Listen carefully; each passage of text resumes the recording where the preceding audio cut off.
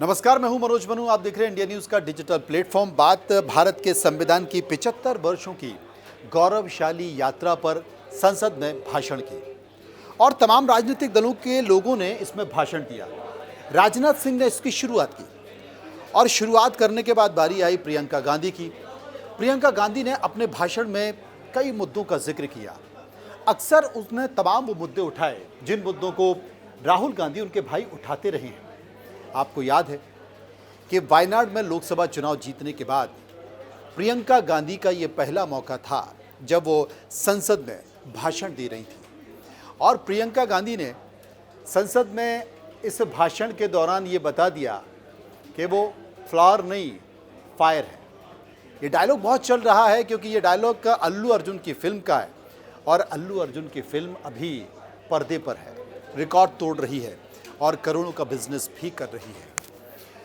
अपने इस फायर भाषण में प्रियंका गांधी ने गौतम अडानी के मुद्दे का जिक्र किया, मणिपुर के मुद्दे का जिक्र किया, देश में जो अराजकता है, हिंदू मुस्लिम को लेकर इशू उठाए जा रहे हैं उसका जिक्र किया और उन्होंने जातिगत जनगणना का भी जिक्र किया।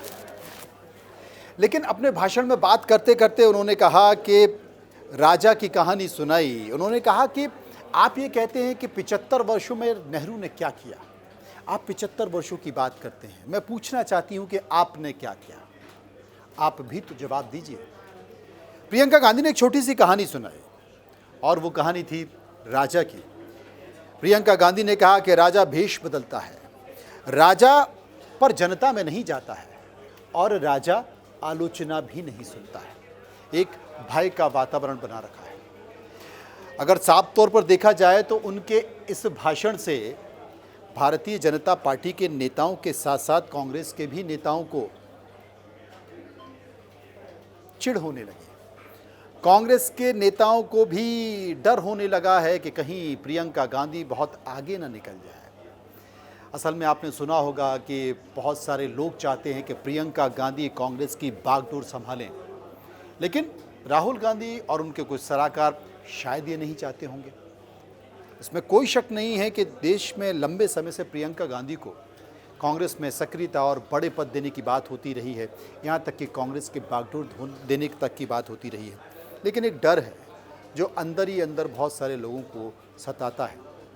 ऐसे न जाने कितने मौके आएंगे जब प्रियंका गांधी संसद में अपना भाषण रखेंगी और पराये और अपने दोनों को उनके भाषण और उनके आगे जाने का और लोकप्रियता का डर भी रहेगा।